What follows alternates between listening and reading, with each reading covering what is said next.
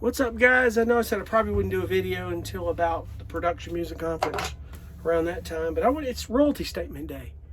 And BMI is who I'm with, and I'm hoping you guys, your statements were good as well. And I wanted to, sometimes I was thinking about something when I was going through my royalty statement this morning. I work at Panera Bread and just kind of chill out there in the mornings, get me some coffee, and it's going through it, and a publisher that I signed a deal with a couple of years ago, and I'm kind of in a little program with them. There's probably about 280 composers. I think they scaled down their composers. I'm not exactly sure what it's about. I just know it seems to be a good thing so far because it's one of those things that the publisher, I have some publishers that are like, they send them all the music you want. They'll take it, as long as it's, it's not going to take everything if it's not, licensable, they have some standard. But when a publisher, my point is, when a publisher tells you, send us music and don't wait on us, don't wait on these briefs. Work on your strengths. Do what you do best. What you do best, do a lot of. It's a volume business. Do it. Don't sit around and wait on that, man. Do it. Because I see based on what's going on with this particular publisher, there's just things contractually, that you will learn about this business, that publishers tell you some things we don't talk about. If you're a composer with us and then and that's okay. I'm not trying to hide something. It's what that publisher asked me to do. It's exclusive, and there's some things I can't post the music online. It's very particular, and it's just a part of this business. That's okay.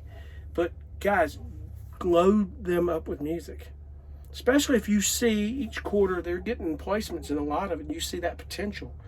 You're doing something right. Follow that model and do that. Don't not do that. This is a part of putting music in the right mailboxes. When you have a publisher that's going to work for you, they get a lot of placements. That's an opportunity to seize the day right there. If you don't think the music you do is going to get a lot of placements or has a lot of potential, think again. It's a lot of genres out there that have a lot of potential. Rock is big. I'm a rock player. Underscore is huge. Rock and underscore is my two top genres. I do various types of rock. I'll do metal. I do like a swagger, garage rock, a blues type. I do just a feel-good rock, the good, just straightforward Foo Fighters / whatever, I'm a rock player. And then I'm really good at doing the commercial corporate type stuff, which I need to do a lot more of. I'm maybe doing a great deal of it before the end of this year, some more of it. But find these guys that do this music. And I'll tell you where I learned the most of it, I mentioned earlier, I learned it from other composers telling me these libraries, and a lot of them I learned at the Production Music Conference. A lot of these guys aren't afraid to tell you who's doing what's cool. It's what you're there for. You're there to learn, but you're there to interact with these people. And you're going to see, if I'm able to turn the camera on, you're going to see that if you want to get face-to-face with music supervisors, this is the conference to do it. The biggest music supervisors in the industry come to this conference. And they have little cocktail hours, and when you're getting coffee between panels, they're walking around, you see their name badge, you see who they are, you see who they're with. If you do your research, if you've been to enough of these conferences, like a lady named Abby North and her brother, that family, the Norths, and there's another one I can't remember off the top of my head. They're some of the biggest music supervisors in the industry. You start learning who these people are. You can walk up to them and start asking them questions. But I tell you, as I've told you many times before, do not BS these people. Just be yourself. Don't try to act like something you're not. Don't be worried about, what if they look down on something if I work a full-time job with this? They could care less about that. All they care about is your music. There's a lot of these supervisors and composers that have businesses of their own and different things that they do. Sometimes they don't just supervise music. A lot of times they're composers. Sometimes they're doing other things. But, a lot of music supervisors, their full-time job as a supervisor is more than they can handle sometimes, depending on what they're working on. But they'll tell you, and a lot of things you want to ask them is like, don't worry about, gosh, I want to send you music, because the first thing you need to know is where they're getting their music from. Ask them that. Just say, hey, so I can make sure my music's there. I want to know where you're getting your music from. Because if your music is where they get a lot of their music from, and they'll go, if it's there where they're getting that music from, they might be inclined to go listen to it. And you're going to be a better trusted source in the end of the day because your music is in their trusted sources. Now, I will tell you, you got to be careful with some of these publishers contacting their clients can null and void your contract and get you in some legal trouble. You got to be careful about that. So just be careful on that, but know that there's a way of approaching them without impeding on your publisher.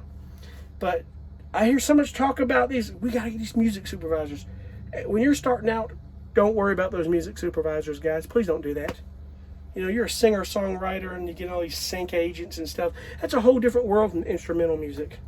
But even then, you can approach these people yourself. Libraries can get you there, and then it'll get your foot in the door of the other. Is that don't worry about these supervisors. It is very hard to get trust in them because there's a liability. I've spoken about this before. But start with libraries and just work on that. You'll get there, I promise you. But if my point is that work on the genres you're the best at and do a ton of it. It's a volume business. If a publisher asks you to send them music and don't wait on briefs, don't wait on us, do it. Take advantage of that. Like this particular publisher, by the end of January 22, I would hope to have another 100 tracks. I'll be 200 tracks with them this year. That's where I'm going with this. Now, in fact, probably 150 because I already had 50. 150. But the other library I'm working with, probably between the two, it'll be about 250, 300 tracks. This year 275 is probably where I'm going to be.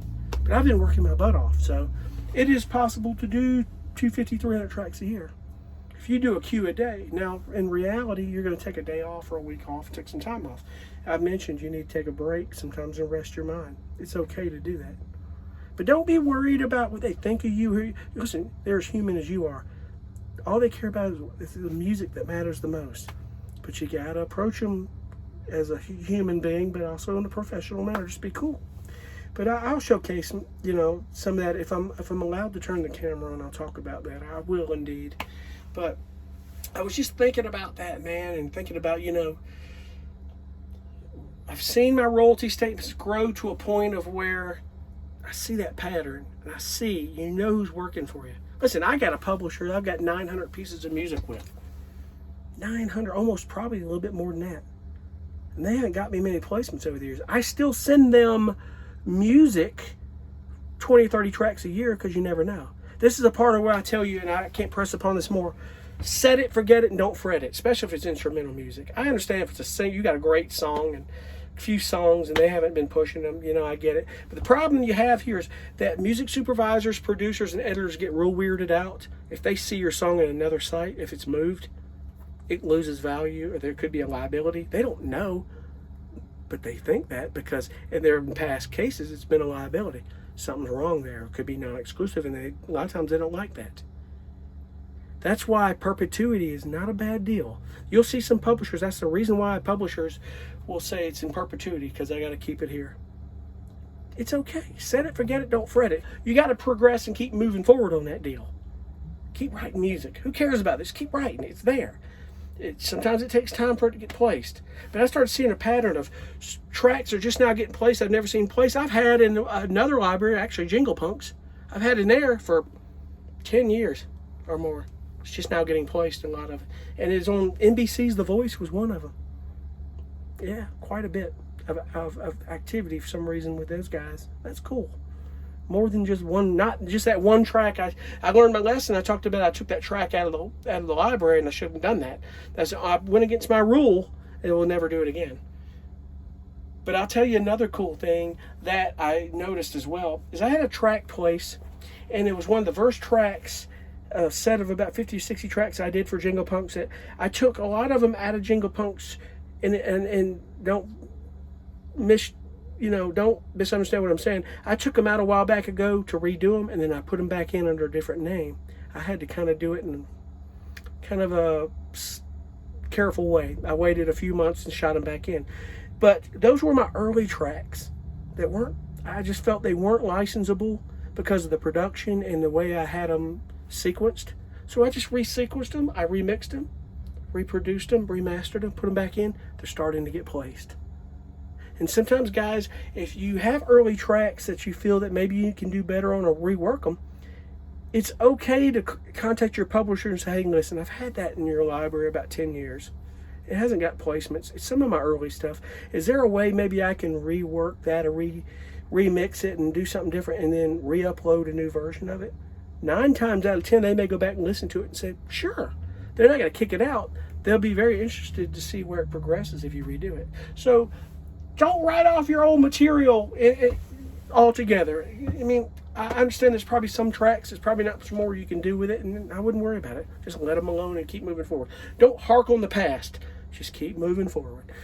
But I wanted to touch on those things because I was going through my statement, and I was like,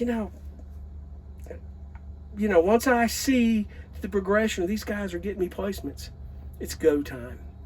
And you're going to get that publisher, if you're working hard doing enough volume, once you start getting past a certain amount of tracks, you're going to start seeing that these people are working for you. You're going to find your home and your go-to publishers.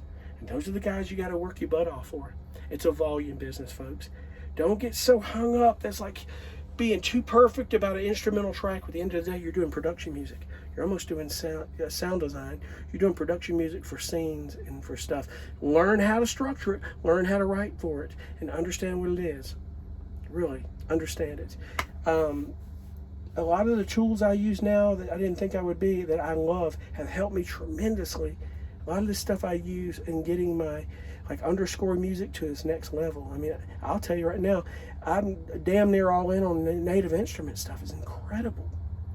But I use Reason, I use a lot of stuff, but I use a lot of other things that aren't native instruments, out of the samples. And I'll probably get on time, and I'll get on and break down everything that I use and talk about some of the stuff I use. And I've gotten on and I've done some live composing, and I want to do more. But my thing here is I'm not finding a good screen capture software to do live. It's something that's very fluent, and I'm going to have to get somebody to come in and help me do that. Something that I can just bring up and go with, because maybe it's my camera, maybe it's the program. But we're going to find that, and I'm going to do it. I want to do more of that. I really do. I think that's I see some guys do it, but not enough of it. And when you watch someone else who's doing music that works, and you start understanding what they're doing, you've learned your own niche in your own way, your own pattern, your own technique of how to do it based on what they're doing.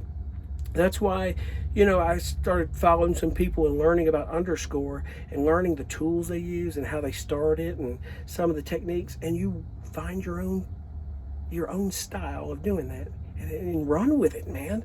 If it's getting placements, run with that, man. Go with it. Embrace it. Celebrate it. And just keep learning stuff more and more, and keep wanting to learn more and want more, because you don't want to become stale. You don't want to hit a brick wall. You always want to progress. Listen to music. Do it. And I'll tell you a good guy to follow that I love following him, and I come to find out he and I had a connection to a real good friend of mine out of Memphis, Tennessee. He's living outside of Orlando, Florida now, and he teaches at Full Sail University. And I've mentioned him, Dave Croft. It's Kroph, Dave Croft. If you want a connection to his channel or his Patreon, let me know. If you can message me on here or message down below, and I'll connect you with him. He only charges $1 a month for his Patreon, and you can follow Dave as he composes these tracks live, and he does a lot of genres. He teaches production music at Full Sail. You're getting a Full Sail education for $1 a month, folks. Follow this guy. He's such a great guy. He really is an amazing guy. I love him to death. And even at this point, I learned so much about tools and what he's using. And he's a Logic Pro user, but it doesn't matter, because he uses a lot of native instrument stuff and a lot of other things. He really does. He's so talented. He's a percussionist. So he really knows how to you can learn a lot from him on that, a lot of things that he does. So, but anyway, I'm kind of getting off tangent. I want to get off here. But I just wanted to kind of share that your royalty statements will grow and you will progress. But you've got to just look at your statements if you're getting them every month, and just kind of follow that pattern. And just follow what's, it's hard to decipher, but, watch these TV shows. See what they're using. It's not the whole track, and it frustrates me because I'd love to hear the whole track to give them the options. But if you understand it, you will. But if you know what they're using, you know what in the first 15 seconds to give them. That's what they're using. Get to the point and give them to it, because that's the kind of stuff they're selecting. get that pattern down and that formula, and get to the point within the first 15, 20 seconds and give them what they need.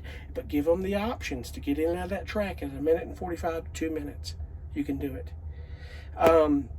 It's always a work in progress for me, you know, and I love it. Anyway, thank you so much for watching. We'll see you on the next video, and we'll see you soon. Thanks.